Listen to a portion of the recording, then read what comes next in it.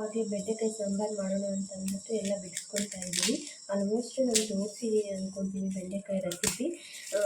ಬೇಕಿದ್ರೆ ಮತ್ತು ಯಾವಾಗಲಾದರೂ ಕೇಳಿ ನಾನು ತೋರಿಸ್ತೀನಿ. ನಾನು ಒಂದು ಸ್ವಲ್ಪ ಡಿಫ್ರೆಂಟಾಗಿ ಮಾಡೋಣ ಅಂತ ಅಂದ್ಬಿಟ್ಟು ಮಾಡ್ತಾಯಿದ್ದೀನಿ.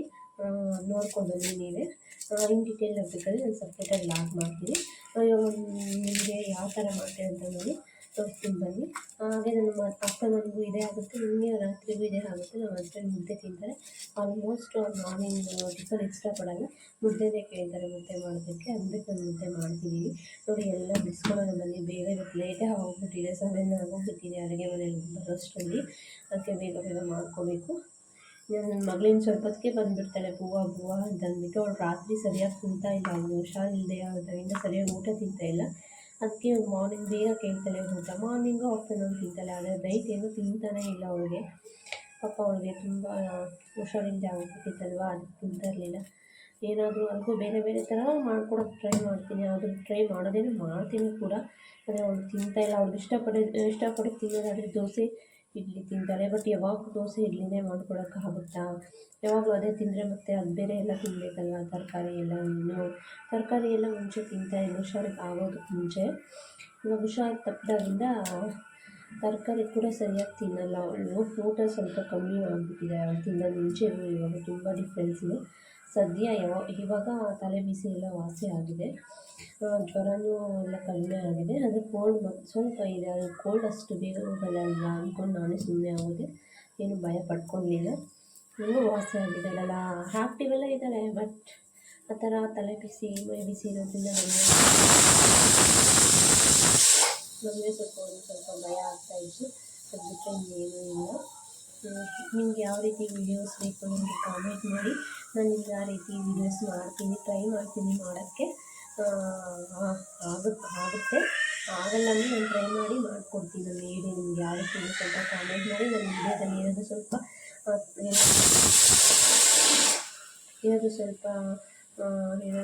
ಸ್ವಲ್ಪ ತಪ್ಪುಗಳೇನಾದರೂ ಇದ್ದರೆ ನನಗೆ ಕಾಮೆಂಟಲ್ಲಿ ಹೇಳಿ. ಅದು ನಾನು ನೆಕ್ಸ್ಟ್ ವೀಡಿಯೋದಿಂದ ಅದು ಸರಿಪಡಿಸ್ಕೊಳ್ತೀನಿ.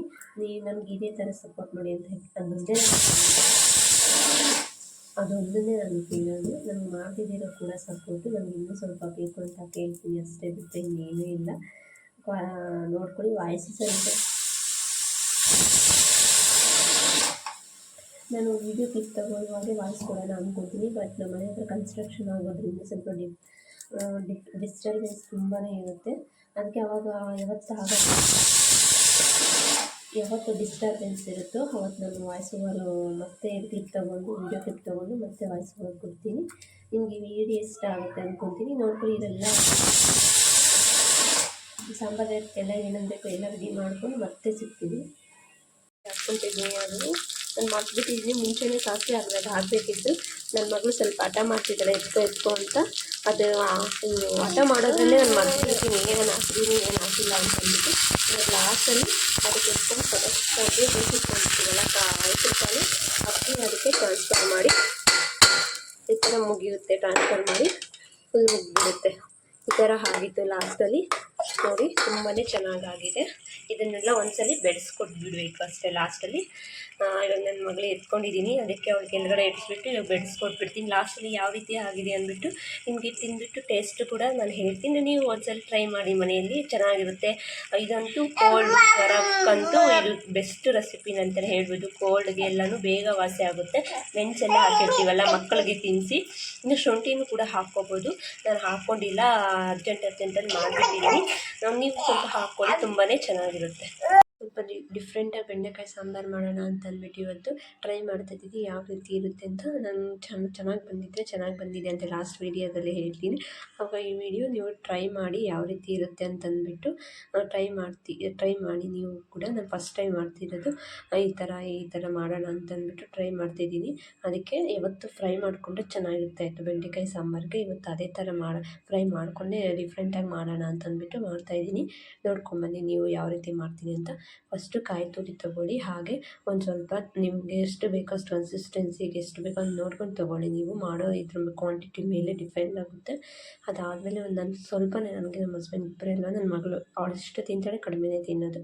ಅದಕ್ಕೆ ಸ್ವಲ್ಪ ಕಡಿಮೆ ಮಾಡ್ಕೊತೀನಿ. ನೀವು ನೋಡ್ಕೊಂಡು ತೊಗೊಳ್ಳಿ. ಅದಾದಮೇಲೆ ಒಂದು ಅರ್ಧ ಈರುಳ್ಳಿ ತೊಗೊಂಡಿದ್ದೀನಿ, ಸ್ವಲ್ಪ ಪುದೀನ, ಹಾಗೆ 2 ಇಂಚಷ್ಟು ಶುಂಠಿ ತೊಗೊಂಡಿದ್ದೀನಿ. ಸ್ವಲ್ಪ ಜಾಸ್ತಿನೇ ತೊಗೊತೀನಿ, ನಮಗೆಲ್ಲ ಕೋಲ್ಡ್ ಇರೋದ್ರಿಂದ ಒಳ್ಳೆಯದು ಕಾಫ್ಗೆ ಕೋಲ್ಡ್ಗೆ ಅಂತಂದ್ಬಿಟ್ಟು ಶುಂಠಿ ಜಾಸ್ತಿ ತೊಗೊತೀನಿ. ಹಾಗೆ ಬೆಳ್ಳುಳ್ಳಿ ಕೂಡ ಸ್ವಲ್ಪ ಜಾಸ್ತಿನೇ ತೊಗೊತೀನಿ, ಒಂದು 13-14 ಪೀಸಸ್ ಇದೆ. ಒಂದು ಟೊಮೆಟೊ, ಹಾಗೆ ಒಂದು 4-5 ಗೋಡಂಬಿ, ಚಕ್ಕೆ, 2 ಲವಂಗ ತೊಗೊತಾ ಇದ್ದೀನಿ. ಇವಾಗೆಲ್ಲ ಅದನ್ನೆಲ್ಲ ಇದಕ್ಕೆ ಹಾಕ್ಕೊಳ್ಳೋಣ ಬನ್ನಿ. ಜಾರ್ಗೆ ಹಾಕ್ಕೊಂಡು ನುಣ್ಣಕ್ಕೆ ಪೇಸ್ಟ್ ಮಾಡ್ಕೋಬೇಕು.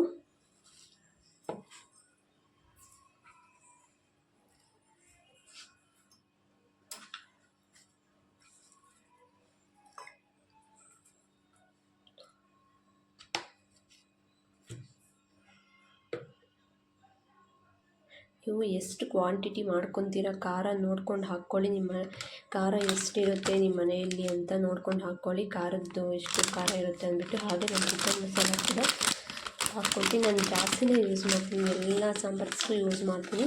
ಉಪ್ಪು ಸಾಂಬಾರಿಗೆ ಬಿಟ್ಟು ಇನ್ನೆಲ್ಲದಕ್ಕೂ ಆಲ್ಮೋಸ್ಟ್ ಸಾಂಬಾರು ಪುಡಿ ಯೂಸ್ ಮಾಡ್ತೀನಿ ನಾನು. ಸಾಂಬಾರು ಪುಡಿ ಅಂತ ಇದ್ದೀನಿ, ಇದು ಚಿಕನ್ ಮಸಾಲ ಪೌಡರ್ ಯೂಸ್ ಮಾಡ್ತೀನಿ. ಸ್ವಲ್ಪ ಅಡ್ಜಸ್ಟ್ ಮಾಡ್ಕೊಳ್ಳಿ ನೀವು. ಈ ವಿಡಿಯೋ ಅಂತಂದ್ಬಿಟ್ಟು ನಾನು ಮತ್ತೆ ಚೇಂಜ್ ಮಾಡೋಕ್ಕಾಗಲ್ಲ, ಎಡಿಟ್ ಮಾಡೋಕ್ಕಾಗಲ್ಲ, ಅದಕ್ಕೆ ಹಂಗೆ ಹಾಕ್ಬಿಡ್ತೀನಿ, ನೋಡ್ಕೊಳ್ಳಿ. ಹಾಗೆ 2 ಸ್ಪೂನ್ ಆಗುವಷ್ಟು ಮನೆಯಲ್ಲೇ ತಯಾರಿ ಮಾಡಿರ್ತೀವಲ್ಲ ಧನಿಯಾ ಪೌಡರು, ಚಿಟಿಕೆಯಷ್ಟು ಅರಿಶಿನ ಹಾಕ್ಕೋಬೇಕು. ಮತ್ತು ಚಿಟಿಕೆಯಷ್ಟು ಅರಿಶಿನ ಹಾಕ್ಕೊಳ್ಳಿ. ಇದೆಲ್ಲ ಗ್ರೈಂಡ್ ಮಾಡಿಕೊಂಡು ನಾನು ನುಣ್ಣಕ್ಕೆ ಪೇಸ್ಟಿ ಮಾಡಿಕೊಂಡು ಮತ್ತೆ ಫ್ರೈ ಮಾಡ್ಕೊತೀವಲ್ವ ಬೆಂಡೆಕಾಯಿ, ಆವಾಗ ಸಿಗ್ತೀನಿ. ಮಸಾಲೆ ಎಲ್ಲ ಅದಕ್ಕೆ ಮೆತ್ಕೊಂಡಿರುತ್ತಲ್ವ, ಅದಕ್ಕೆಲ್ಲ ಸ್ವಲ್ಪ ವಾಟರ್ ಹಾಕ್ಕೊಂಡು ಅದು ನೀಟಾಗಿ ಇದು ಮಾಡಿಕೊಂಡು ಅದಕ್ಕೆ ಹಾಕ್ಕೊಂಡಿದ್ದೀನಿ, ಪಾತ್ರೆಗೆ ಟ್ರಾನ್ಸ್ಫರ್ ಮಾಡ್ಕೊಂಡಿದ್ದೀನಿ.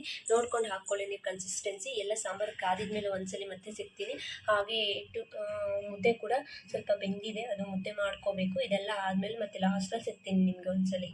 ನೋಡಿ ಪೀಸಸ್ ಎಲ್ಲ ಕೈಕೊಂಡಿದ್ದೀನಿ, ಹಾಗೆ ಬೆಂಡೆಕಾಯಿ ಪೀಸಸ್ ಎಲ್ಲ ನೀಟಾಗಿ ಕೈಕೊಂಡಿದ್ದೀನಿ. ಹಾಗೆ ಎಣ್ಣೆ ಕೂಡ ಹಾಕಿದ್ದೀನಿ, ಒಂದು ಪಾನ್ ತೊಗೊಂಡು ಇವಾಗ ಅದನ್ನೆಲ್ಲ ಹಾಕ್ಕೊಂಡು ಫ್ರೈ ಮಾಡ್ಕೋಬೇಕೆಲ್ಲ ಫ್ರೈ ಮಾಡ್ಕೋಬೇಕು.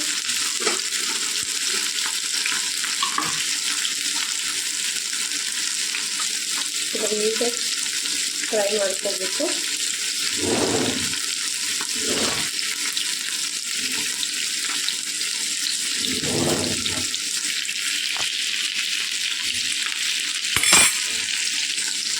ನೀಟಾಗಿ ಫ್ರೈ ಮಾಡ್ಕೋಬೇಕು. ಅದ್ರಾಗಿರೋದೆಲ್ಲವೂ ಸ್ವಲ್ಪ ಬಕ್ಕ ಇದೆ, ಸ್ಟಿಕ್ಕಿ ಥರ ಇರುತ್ತಲ್ಲ, ಆ ಸ್ಟಿಕ್ಕಿ ಥರ ಹಂಚ್ಕೋಬಾರ್ದು ನಮ್ಮ ಕೈಗೆ. ಆ ಥರ ನೀಟಾಗಿ ಫ್ರೈ ಮಾಡ್ಕೋಬೇಕು ಎಣ್ಣೆಯಲ್ಲಿ.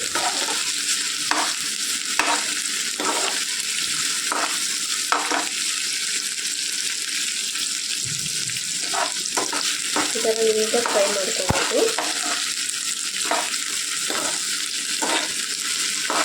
ಚಿಕ್ಕ ಥರ ಇರುತ್ತೆ, ಅದು ಹೋಗುತ್ತೆ, ಫ್ರೈ ಹಾಕ್ತಾ ಬೇಯ್ತಾ ನೀಟಾಗಿ ಹೋಗುತ್ತೆ. ಅದುವರೆಗೂ ಫ್ರೈ ಮಾಡ್ಕೋಬೇಕು. ಸ್ವಲ್ಪ ಎಣ್ಣೆ ಜಾಸ್ತಿ ಹಾಕ್ಕೊಳ್ಳಿ, ತುಂಬಾ ಚೆನ್ನಾಗಿರುತ್ತೆ ಫ್ರೈ ಮಾಡಿಕೊಂಡ್ರೆ. ಎಣ್ಣೆ ಜಾಸ್ತಿ ಹಾಕ್ಕೊಂಡು ಅವಾಗ ಸ್ಟಿಕ್ಕಿ ಇರಲ್ಲ, ಆಲ್ಮೋಸ್ಟ್ ಅದರಲ್ಲೇ ಬೆಂದಿರುತ್ತೆ. ಸಾಂಬಾರನ್ನು ಸ್ವಲ್ಪ ಕುದಿಸ್ಬಿಟ್ರೆ ಇದು ಇನ್ನೊಂದು 70%, 80-90% ಬೆಂದಿರುತ್ತೆ ಎಣ್ಣೆಯಲ್ಲಿ. ಇನ್ನೊಂದು 10% ಹಾಗೆ ಮಸಾಲೆ ಎಲ್ಲ ಹಾಕ್ಕೊತೀವಲ್ಲ ಆಮೇಲೆ ಬೆಂದ್ಕೊಳ್ಳುತ್ತೆ.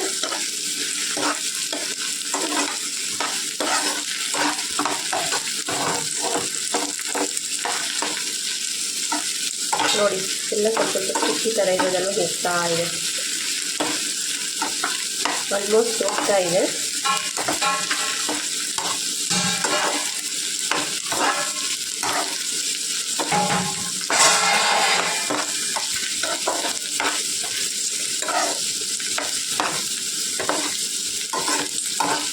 ಎಣ್ಣೆ ಸ್ವಲ್ಪ ಜಾಸ್ತಿನೇ ಹಾಕ್ಕೊಂಡಿದ್ದೀನಿ.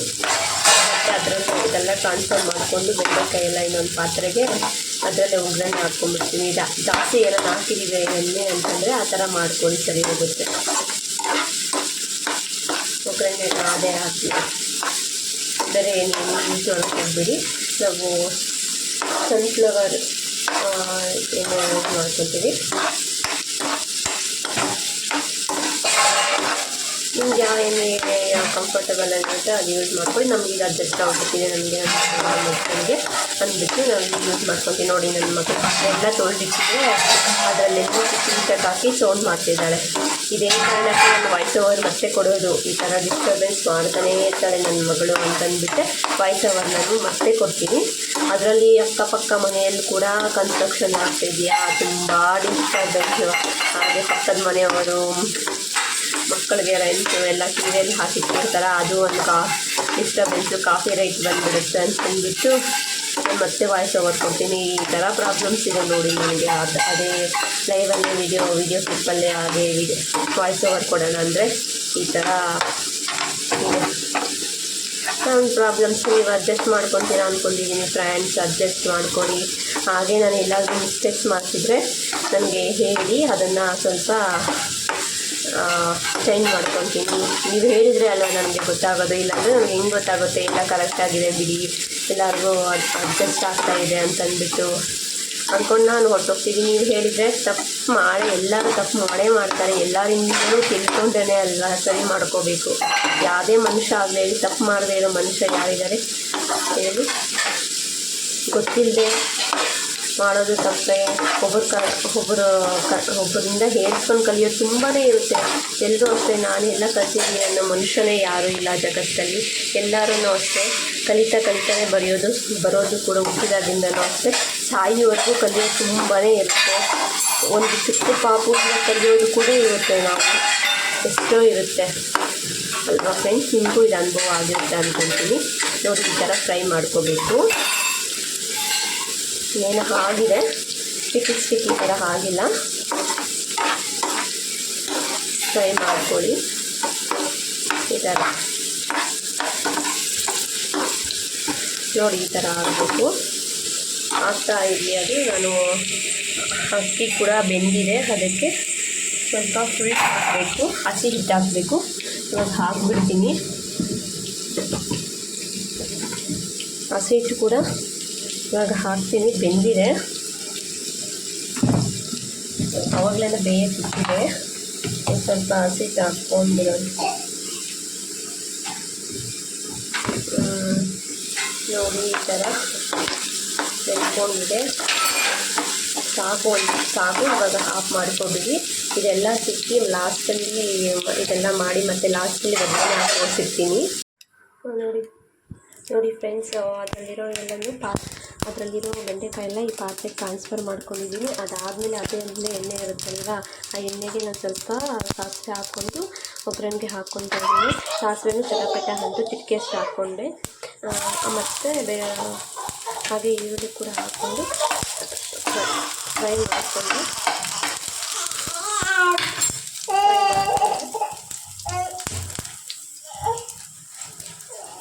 ಅದಾದಮೇಲೆ ಕರಿಬೇವಿನ ಸೊಪ್ಪು ಕೂಡ ಹಾಕ್ಕೊಂಡು ಅದನ್ನು ಕೂಡ ಫ್ರೈ ಮಾಡಿಕೊಂಡು ಅದಾದಮೇಲೆ ಲಾಸ್ಟಲ್ಲಿ ಸ್ವಲ್ಪ ಕೊತ್ತಂಬರಿ ಸೊಪ್ಪು ಕೂಡ ಹಾಕ್ತೀನಿ. ಅದಾದಮೇಲೆ ಪೇಸ್ಟ್ ಮಾಡ್ಕೊಂಡಿರ್ತೀವಲ್ಲ ಸಾಂಬಾರಿಗೆ ಅದಾದಮೇಲೆ ಎಣ್ಣೆ ಎಲ್ಲ ಈ ಥರ ಮಾಡ್ಕೊಬೋದು. ಅದಾದಮೇಲೆ ಪಾತ್ರೆಗೆ ಟ್ರಾನ್ಸ್ಫರ್ ಮಾಡ್ಕೊಳ್ಳಿ. ಅದು ಸಾಂಬಾರು ಕಾಯಿಸಿದ್ಮೇಲೆ ಮತ್ತೆ ನಾನು ನಿಮಗೆ ಸಿಗ್ತೀನಿ ಫ್ರೆಂಡ್ಸ್. ಪಾತ್ರೆ ಎಲ್ಲ ಇದೆ, ಇವಾಗ ಇದೆಲ್ಲ ಕ್ಲೀನ್ ಮಾಡಿಕೊಂಡು ಮತ್ತೆ ನಾನು ನಿಮ್ಗೆ ಸಿಗ್ತೀನಿ. ಹಾಗೆ ಟಿಫನ್ ಎಲ್ಲ ಮಾಡಿಕೊಂಡು ಲಾಸ್ಟಲ್ಲಿ ಖಾರ ಪೊಂಗಲ್ ಮಾಡ್ಕೊತೀನಿ. ಇವಾಗ ಟೈಮ್ ಇಲ್ಲ, ನಮ್ಮ ಹಸ್ಬೆಂಡ್ಗೆ ಬಾಕ್ಸ್ಗೆಲ್ಲ ಮಾಡಿ ಅವ್ರಿಗೆಲ್ಲ ಕಳಿಸಿ ಅದಾದಮೇಲೆ ನನ್ನ ಮಗಳು ಕೂಡ ತಿನ್ನಿಸಿ ಅವ್ಳಿಗೆ ಸ್ನಾನ ಮಾಡಿಸಿ ಎಲ್ಲ ಮುಗಿಸಿ ಮಧ್ಯಾಹ್ನ ಮಾಡಿ ಮತ್ತೆ ನಿಮಗೆ ಮಧ್ಯಾಹ್ನ ಆಮೇಲೆ ಲಾಗಲ್ಲಿ ನಾನು ಸಿಗ್ತೀನಿ. ಇವತ್ತು ಈ ವಿಡಿಯೋ ನೋಡ್ಕೊಳ್ಳಿ, ತುಂಬ ಖುಷಿ ಪಡ್ತೀರಾ ನೀವು ಇದನ್ನೆಲ್ಲ ನೋಡಿ ನನ್ನ ವೀಡಿಯೋಸ್ ಅಂತ ಅಂದ್ಕೊಂಡಿದ್ದೀನಿ. ನೆಕ್ಸ್ಟ್ ವಿಡಿಯೋದಲ್ಲಿ ಅದು ಎಲ್ಲ ಆಫ್ಟರ್ನೂನ್ ಎಲ್ಲ ಕೆಲಸ ಮಾಡಿ ಮುಗಿಸಿ ಮನೆಯೆಲ್ಲ ಕ್ಲೀನ್ ಮಾಡಿ ಮತ್ತೆ ಆಫ್ಟರ್ನೂನ್ ಲಾಗಲ್ಲಿ ಸಿಗ್ತೀನಿ ನಿಮಗೆ. ಹಾಗೆ ನಮ್ಮ ಮಗಳು ಸ್ವಲ್ಪ ಕ್ರ್ಯಾಂಕಿ ಥರ ಹಾಡ್ತಿದ್ಲು, ಅದಕ್ಕೆ ವಿಡಿಯೋ ಕ್ಯಾಪ್ಚರ್ ಮಾಡ್ಕೊಳ್ಳೋಕ್ಕಾಗಲಿಲ್ಲ, ಸುಮ್ಮನೆ ಆಗೋಗ್ಬಿಟ್ಟೆ. ನೆಕ್ಸ್ಟ್ ಈವ್ನಿಂಗಿಂದ ವಿಡಿಯೋ ಶುರು ಮಾಡ್ತಿದ್ದೀನಿ. ಮಳೆ ಬಂದ್ರಿಂದ ನಾವು ಏನು ಕರ್ಕೊಂಡು ಹೋಗಲಿಲ್ಲ, ನನ್ನ ಮಗಳನ್ನ ಮನೆಯಲ್ಲಿ ಆಟ ಆಡಿಸ್ಕೊಂಡಿದ್ದೆ. ಹಾಗೆ ಅವರಪ್ಪನೂ ಕೂಡ ಇವತ್ತು ಸ್ವಲ್ಪ ಬೇಗ ಬಂದಿದ್ದರು. ಹಾಗೆ ಅವಳು ಮಾವಿನಕಾಯಿ ತಿಂದ್ಕೊಂಡು ಅವರಪ್ಪ ಜೊತೆ ಆಟ ಆಡ್ಕೊಂಡು ಆರಾಮಾಗಿದ್ಲು. ಅದಾಗಿದ್ಮೇಲೆ ಈ ವಿಡಿಯೋ ನಿಮ್ಗೆ ಇಷ್ಟ ಆಯಿತು ಅಂದ್ಕೊತೀನಿ. ಅದೇ ರೀತಿ ಎಲ್ಲ ರೆಸಿಪಿ ಕೂಡ ತುಂಬಾ ಟೇಸ್ಟಿಯಾಗಿತ್ತು. ನೀವು ಕೂಡ ಟ್ರೈ ಮಾಡ್ಬೋದು. ಟ್ರೈ ಮಾಡಿ ಯಾವ ರೀತಿ ಇತ್ತು ಅಂತ ಕಾಮೆಂಟ್ ಮಾಡಿ ತಿಳಿಸಿ. ನೆಕ್ಸ್ಟ್ ವಿಡಿಯೋದಲ್ಲಿ ಸಿಗೋವರೆಗೂ ಕಾಯ್ತಾ ಇರಿ. ನೆಕ್ಸ್ಟ್ ವಿಡಿಯೋದಲ್ಲಿ ಸಿಗೋಣ.